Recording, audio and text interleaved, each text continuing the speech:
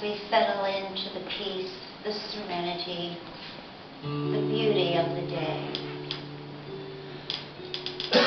the sacredness of this holy place, our spiritual home, we allow the presence of the Holy Spirit to wrap around us and bathe us in love.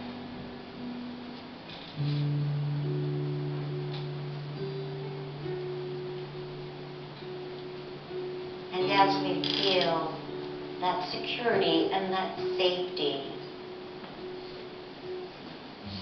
we search our mind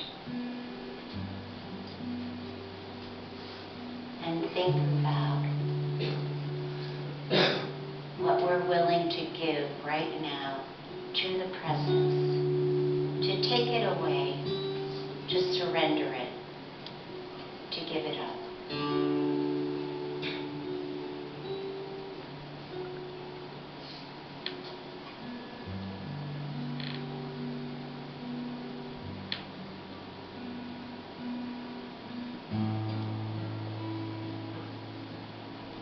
And in that knowing that we just open our hearts and with ease, that which is buried and a burden is lifted, and it goes away on angels' wings.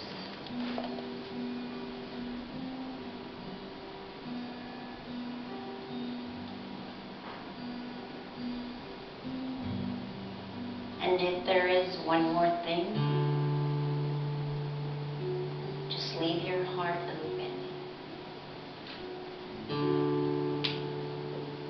and feel the angels' wings picking it up and taking it away.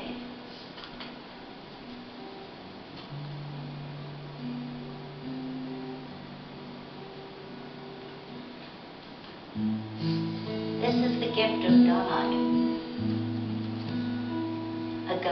God, a divine intelligence that never, ever leaves us alone. That is with us always. We're never lost.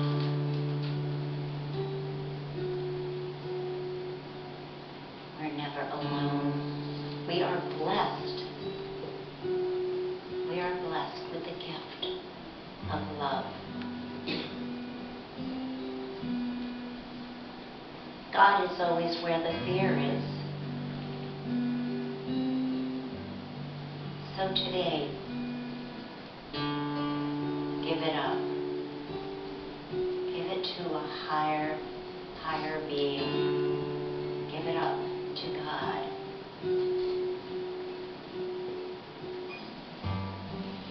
And know that your heart is free and light and in peace. And your soul is wholly joyous in this knowing.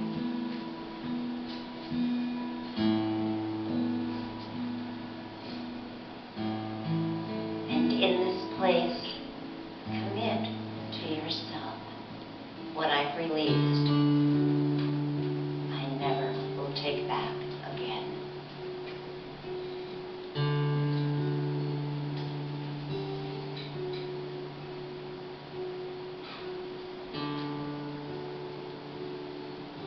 With a deep breath, taking it in, holding, releasing,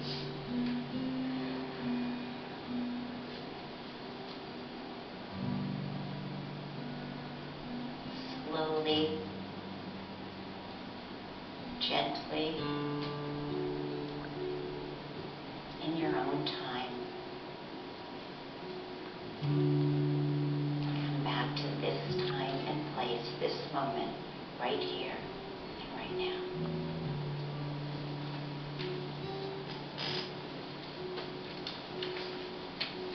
not nice. So, I ask you a question then. How many of you remember being afraid of the dark? Yeah, yeah. And how many were you afraid of the boogeyman under your bed or in the closet? I was the closet one. So think about this in your early years, how early and how young we experience fear. And then worse than that, some of us hold on to that fear our whole adult life. So fear has been said to be false experiences appearing real, and they are false experiences appearing real. But while they're within us, they are real, right? The fear is there, which is true. But I have another thought about fear, and we've spoken, well actually you didn't speak, I spoke. I've spoken about this before, and it's that when we take fear and we push it down so far, we don't even realize that that fear exists anymore. And it can play havoc with our lives. And we don't know why, but there's this thing that constantly shows up and we don't know exactly what it is. How many of you have had fearful nightmares? Oh, yeah. Oh, yeah. Okay. Okay. I, too, have some really bad night. And the worst one I finally conquered when I had to realize as an adult that there was nobody trying to shoot me. But as a child, I ran and hid in this closet, and that dream came back over and over and over again, and somebody was a man chasing me with a gun. Who knows where that came from? Probably my brother. But who knows? But it was there, and it took a lot of work as an adult to say, I am releasing this, I'm releasing it. It doesn't happen overnight, no. But can it happen? Absolutely. So do you still have some of those fears? What happens when you call out in the night in fear and you wake up crying or even screaming? Any of you have done that? I know I've done that, woke up screaming in the night. Can it be that we're calling the universe to help us? To help us with something we don't even realize we have a need for. Help to get the truth of what it is that haunts us.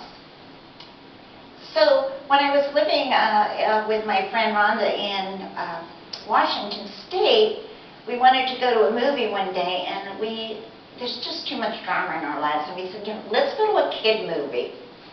Let's just do something for fun.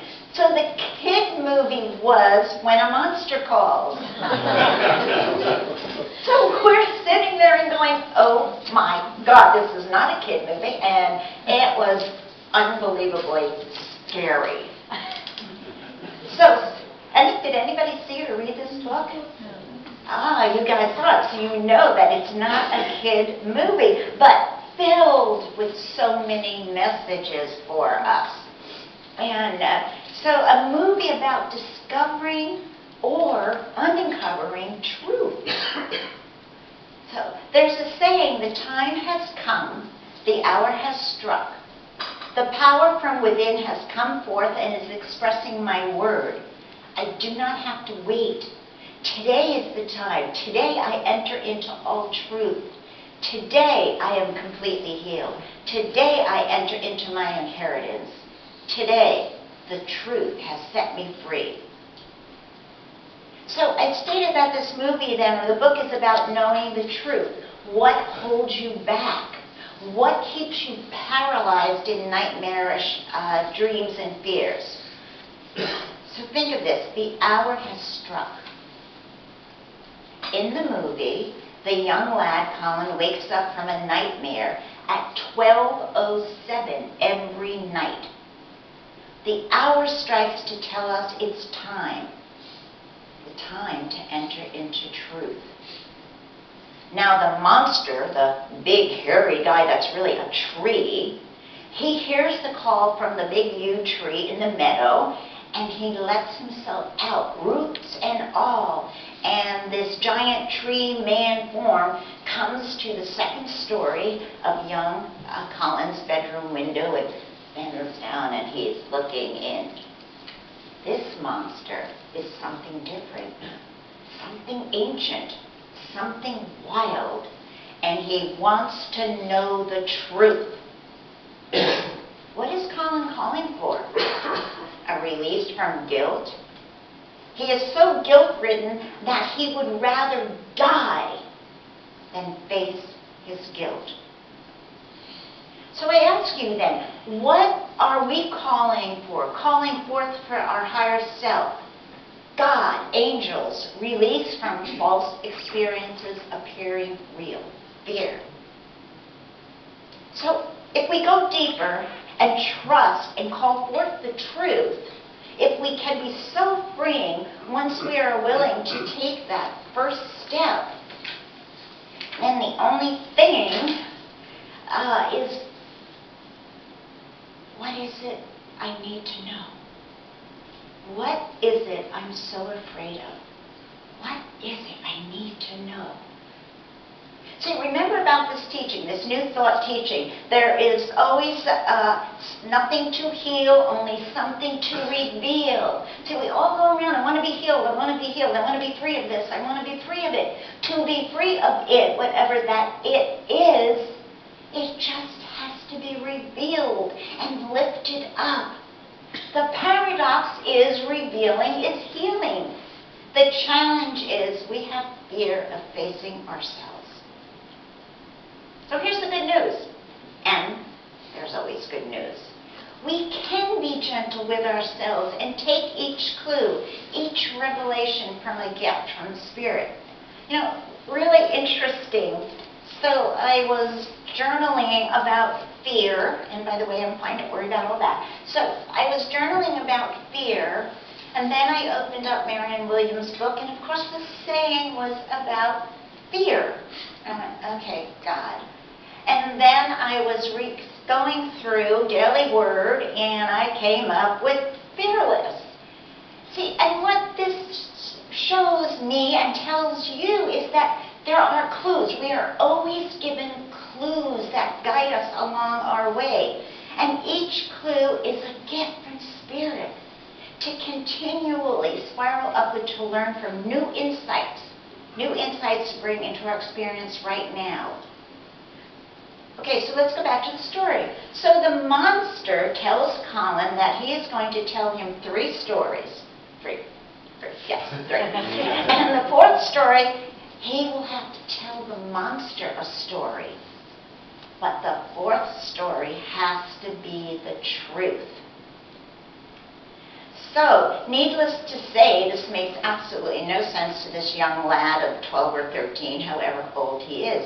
The only thing Colin wants is for the monster to get rid of his grandmother so he does not have to live with her when his mother, who has cancer, dies.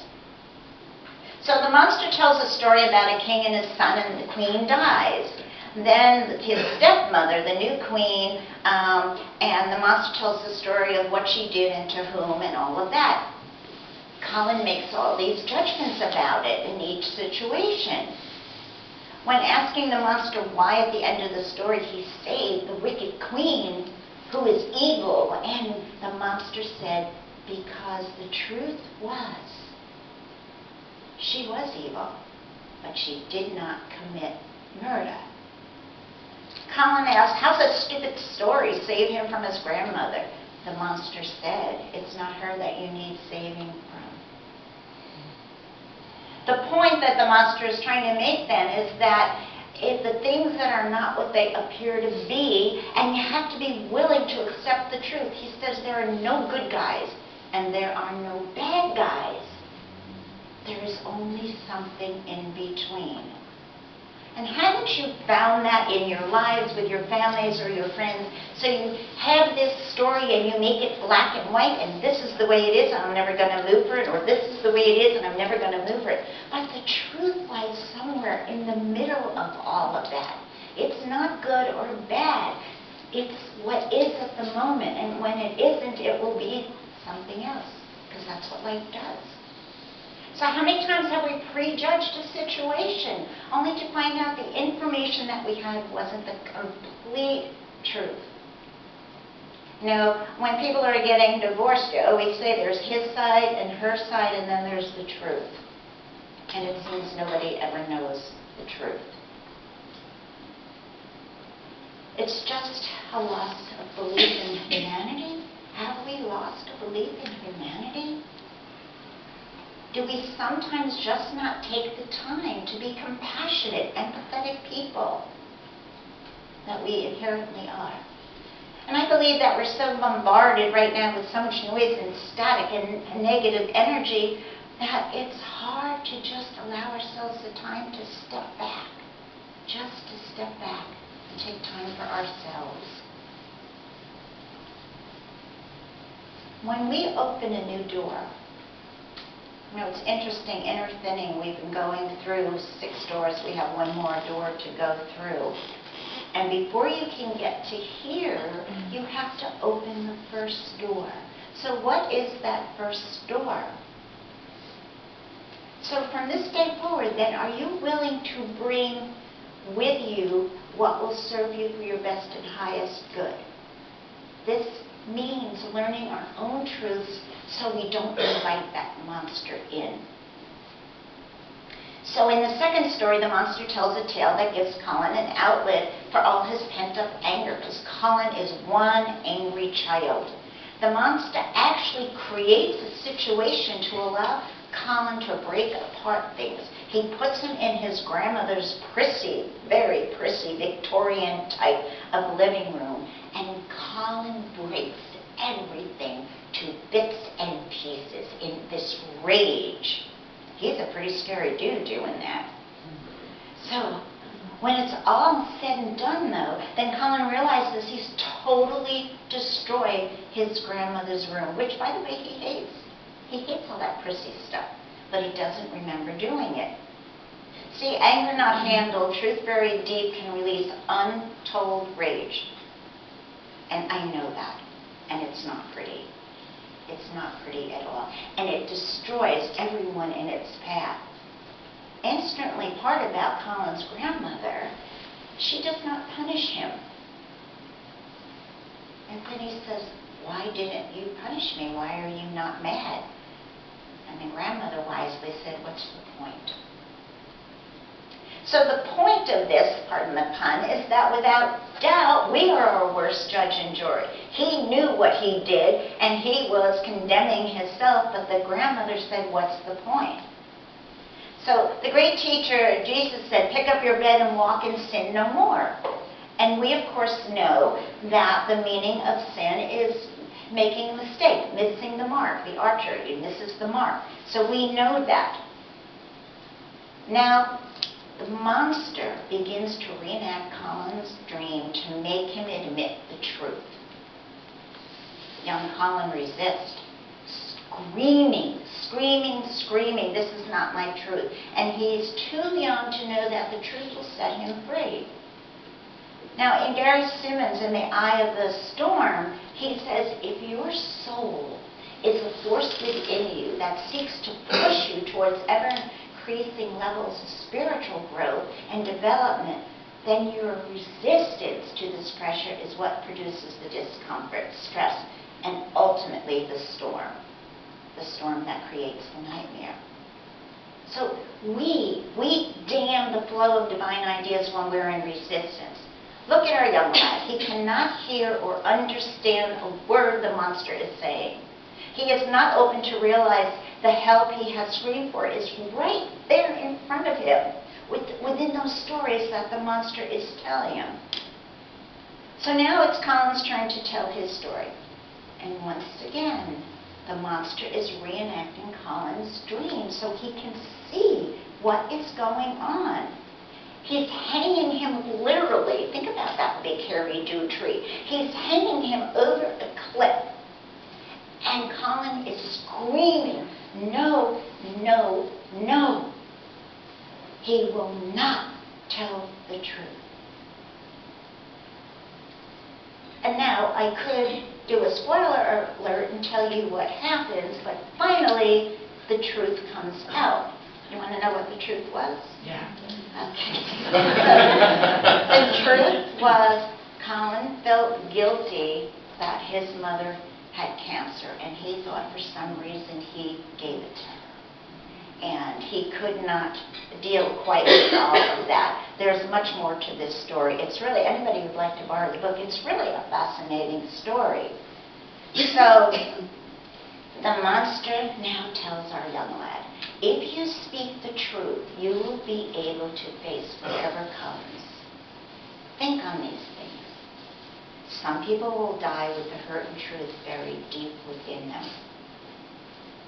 So I ask you, I beseech you, don't let that be you. Please do not be blinded by fear or paralyzed by resistance, caught up in so much anger that you close down. Open doors. Let the light of Spirit shine in. Life is so beautiful. All around us, God, Mother Nature, Spirit, guides, countries, states, cities, loved ones, family, friends. Look out the window. See the beautiful colors. To have all of this and to still carry that film of hurt and fear and anger, blinding you to what is so perfect, the meaning of sin, the biggest mistake you can make is to not release. You all know one of my favorite songs is I Have a Dream. I have a dream, a song to sing. I believe in angels, and this is true. So today I'd like to challenge you to allow your beautiful dreams to come forth and to focus on what's good and right and perfect and release all the rest and love the monsters, see the lessons. Let me tell you something about that. So you all know 6 weeks ago, so I had a nosebleed that ended up in the hospital and all of that story. And I wasn't, okay, so you could say, what a monster, right? But here's the thing about it. I had no intentions of going to the doctor, so I had a nosebleed. But my daughter was adamant and adamant and adamant. Mom, there's something wrong. You must go to a cardiologist. And she hounded me. And my daughter, I mean, she was like being really, so okay, I will go. So the monster calls. The monster was the nosebleeds. The monster was the clue. The monster was, this is what happened. So you could say, oh, how terrible, blah, blah, blah. Or you can say, what a blessing because my daughter saved my life because I went to the doctor and I'm on the proper meds that will keep me alive. So when something happens, instead of doing the drama and how bad it is, bless the monster. Bless the situation. And I don't mean Pollyanna, oh, I wonder what this is going to teach me now. I don't mean it that way. I mean to just step back and look at it and see what evolves from it. Does that make sense what I'm saying? Do you guys understand? So we don't have to make everything so bad. We don't have to make it so bad. So today I challenge you then to let your beautiful dreams come forth and to focus on what's good and what's right and what's perfect. Love the monsters. So I have a dream and a knowing for each one of you here that through loving kindness, the beautiful energy that I feel in this room, you're on a spiritual path to living your fullest potential. And the light is on in each heart and soul in this room. Turn on your lights, turn them up, make them brighter. Perhaps, just perhaps, all the monsters in our lives are princes and princesses who are truly, truly waiting to see us act just once with beauty and courage. Perhaps everything that frightens us is the deepest essence, something helpless that wants our